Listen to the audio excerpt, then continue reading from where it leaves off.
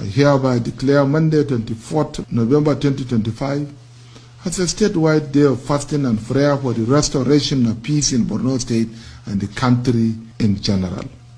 On this day, I call upon every resident of Borno State, regardless of faith, to join in prayer for the lasting peace and prosperity of our beloved state and Nigeria. Consequently, let us therefore devote ourselves to constant prayers, seeking Almighty God's mercy.